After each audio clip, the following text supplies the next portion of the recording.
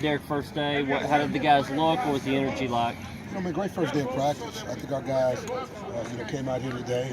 Man, we got a few skirmishes. That's always to be expected. I thought both sides, got after one another.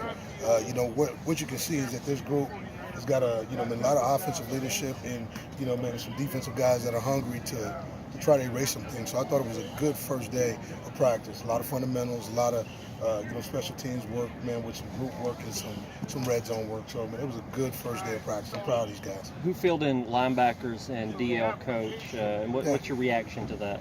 Well, it starts with the idea of, Chris Marv's a Vanderbilt man. Chris Marv has been here 11 years.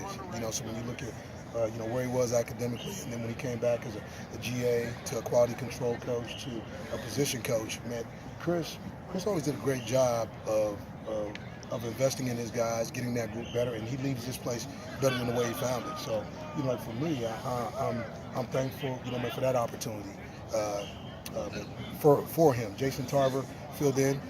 Jason Tarver's going to coach the inside backers throughout the spring. Tate Benton's going to coach the outside backers. So that's part of what we've done. At the end of the day, I believe, just like I gave Chris Marv a chance, I'm giving Tate Benton a chance to go through spring and see exactly where he is. But Jason Tarver's coached the inside and outside backers. So for me, we didn't miss a beat today. It was just about playing ball. And you talk about D-line. Nick Eason, has an opportunity to go to Cincinnati Bengals, and I'm excited for him. He's going to the Cincinnati Bengals as a D-line coach, and it just means that you're getting the right guys. I truly believe when people come and cherry pick the staff, and I've had my staff cherry picked enough over the years. For me, it's always about the next man up. Nick was good. Right now, Javon Hay, is coaching the D-line. He's going to coach the D-line for 15 practices. We could call it an on-the-site job interview because that's exactly the way I see it. For those trying to send me resumes, for right now, I got a D-line coach, and I'll worry about, what I'm going to do D-line-wise after 15 spring practices. But was Marv's opportunity just better financially, better way he could move up in the ranks? What was the specific reason, if you can say? Well, I'll let that come out when it comes out. I think for him, it wasn't about money, okay, man, and it was about advancement. Opportunity, man, to get a different title, like in this deal, and I'm proud of him. I'm proud of him. He's going to be somebody that he knows in this conference, and it's somebody that he played for, and now, man, he gets a chance to work with him. So, again, I thank Chris Marr for everything that he's done for the program, but for me, we move this thing forward. I'll make sure, man, just like I have with any staff vacancies, I'll make sure I take my time. You guys will be guessing until the cows come home exactly what I'm going to do, and I'll make sure that I get it right, because I think that's what I'm supposed to do. So I'm not going to rush into anything, and it's about coaching this football team for 15 practices. We'll do that, and then I'll turn my head towards trying to look at what I need to do. Did you have a longer heads up than when the news broke up yesterday? I know we found out yesterday about that, but did you know days before that you were losing those guys? Well, I had phone calls, I had interactions, and so, with that being said, like I said, I've never stopped a guy from going anywhere. I think it's about, in this business, okay, man, you groom them, you grow them, and then they have their opportunities, and then you let them fly, because it just allows you to get a new flock in and let's go. And that's the way this game is, okay? If that wasn't the way it was, well, I probably wouldn't be here at Vanderbilt University. So when it's all said and done, it's about grooming, growing, and then letting guys find their way. So you've gone through a quarterback competition before. Oh, yeah. It's been a number of years, though.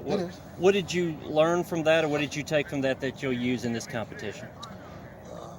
I think it's all about going down to the wire and figuring it out. People think that you want to make a decision. They're going to make the decision. I'm going to watch, practices, and then we're going to bring it back to fall camp, and then I think you make a decision, based on, the production and what guys have done. I don't think you go any sooner than that, because what you do then, in my opinion, is that you can take the edge off of competition, and I want this competition to go as long as I can, just so guys know and understand that for us, it's going to be about competing. Best man's going to win. How much do you shuffle the pieces on the offensive line, particularly between guards and center, to experiment with what you need to see this spring? I think you move it around a little bit, but I think for the most part, you're seeing Dan Dawkins, you're seeing Grant Miller at center. You get a chance to see, when the guards work, you see the rotation of guards. You saw, Shauna Weed or Sean McMorrin in there. Playing guard. I think these guys are pretty much set. I think, the big idea is what's at tackle. You saw, Jonathan Stewart out there, playing some left tackle, and you got a chance to see, You know, gosh, man, I can't remember the young guy from Fort Lauderdale. But yeah, Tyler Steen, and you got a chance to see Tyler Steen step out there and take some good reps. So I just think these guys, like for me, whether it's Cole, whether it's Steen, you know, whether these guys are going to have to compete.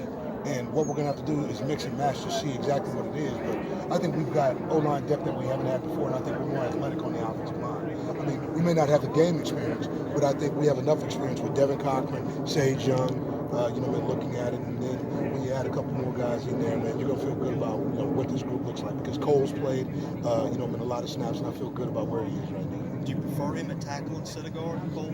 I think Cole's gonna have to be a swing player. I think it all depends on like where we're at. It's always about putting the best players on the field, right? So I mean, if Cole's, you know, the best tackle, he's gonna be on the field. If he's the best guard and gives us depth of guard, then that's where he'll be. So we'll see. It's gonna be a huge competition there inside. So we'll see what it looks like. And I'll tell you after 15 practices, because I think on the O-line, after 15 practices going into fall camp, you got to solidify that thing. So guys learn how to work together as we get through fall camp, so we can be the team that we want to be. But right now, everything's up for grabs because all we're trying to do is learn about this football team right now. How unique is this quarterback battle? Because you have a guy in Deuce who's been here a while, has learned the system, has learned the ropes, and you also have a guy in Riley who is, you know, who's a seasoned veteran from Ball State.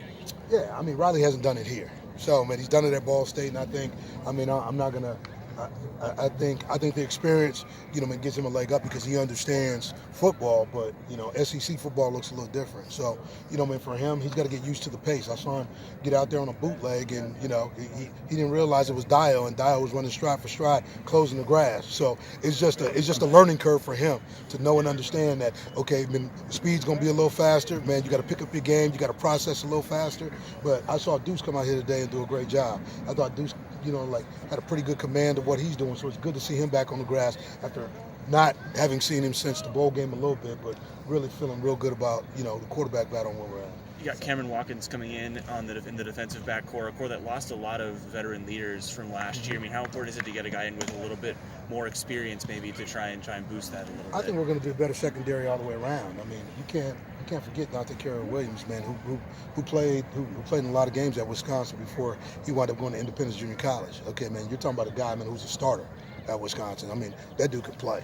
So, you know, when I look at that with the possible addition of Cam and where we're going there, you think you got some good prospects for being able to replace Jawan Williams and make sure, man, that you can line up with some guys who've played football.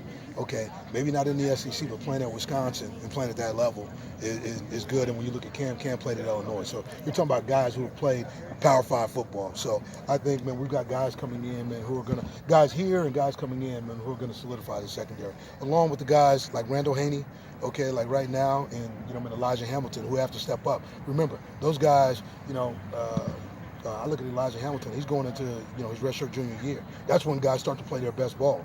So I'm looking forward to seeing what it looks like. You have a lot of talent at receiver. Is there going to be an emphasis on 3 and 4 wide sets to make sure you got your best players on the field? Absolutely. But, you know, I mean, I'm never going to forget about Pinckney. Okay, man, that dude's got to touch the ball, man. I mean, I don't care how good those wideouts are. Those wideouts don't compare to what he can do. He changes the games. But I do like our depth at wide receiver. It's probably as deep a core as I've had since I've been here. And that goes back to when we had, you know, Trent and a couple of those guys, C.J. Duncan. This group is deep. They've played in games. They know how to get it. Now what we got to do is show, man, that we're as strong as we think we are. How much of a blessing is it for this team getting Haney and Vaughn to come back? Man, that's probably the best recruiting job, man, that I did in 2019, getting those dudes to come back. You know, when you look at the big three are going to lead the way and everybody else is going to follow. Defense has got to, you know, play better, but this offense has an opportunity to be high-powered, and I saw some good things today, so I like what Jerry's doing. I was just saying, how will that offense evolve under Jerry? Oh, man, listen, if you go back, if you've done your research on Jerry Godowski at all, man, when you've seen him as a coordinator, I mean, he's waited his turn here. And if you look at what he did in New Mexico State, what he did at Ohio University, man, he's been spread before, and he understands the principles of who we are and who we need to get the ball to. So I think we got the best of both worlds because you have somebody that's not going to have to talk through. I don't have a coordinator coming in having to ask guys, okay, who's this guy, who's this guy?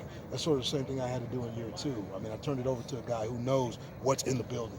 And when you have a guy that knows who guys are in the building, it makes it much easier to get to the best parts of who you are. So, Jerry, I like the way practice went today, and I think it has everything to do with him understanding offensively what we have and who needs to touch the ball. He was talking to his guys a lot about getting the snap off quickly.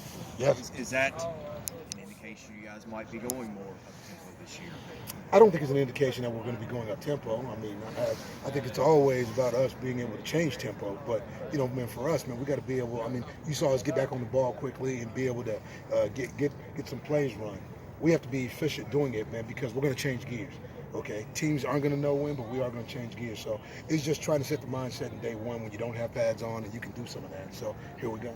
You've used Thanks. You got it. You've used Marlowe at running back. You've used him at slot. Is that kind of what he is? Is a utility guy that you can move around? Do you have a more defined role for him? He's sort of like Swift was at Georgia his first year. I mean, a lot of speed, can run it from the tailback position, but also provide some dimensions as you get him on the perimeter. So, the thing that we got to do is utilize every part of, who we are. I thought Andy Ludwig did a great job of it, but I know Jerry Godowski understands exactly, again, where the hidden gems are in this offense. And so what he's going to try to do is expose some of that stuff so we can be a better team. Thank you. You got it. Coach, is it kosher for an SEC team to take another team's coach the day before spring practice starts? Oh, that's fine. I mean, like for me, what I know and understand is this. Chris Marv is a Vanderbilt man, okay, man? He's done everything that he needed to here. He gets a better opportunity, with a coordinator, run game coordinator title. I know, but I know you hate to see him go at the same time. I mean, I hate to see him go, but let me tell you something. Me hating to see somebody go doesn't mean that change is going to happen. Change happens. I'm excited for Chris and Lauren as they expect their first child coming in July. So I'm extremely excited for the Marr family. I believe Marr's going to have a great opportunity to coordinate. He's ready for that. So now what we got to do is move forward, and that's exactly what we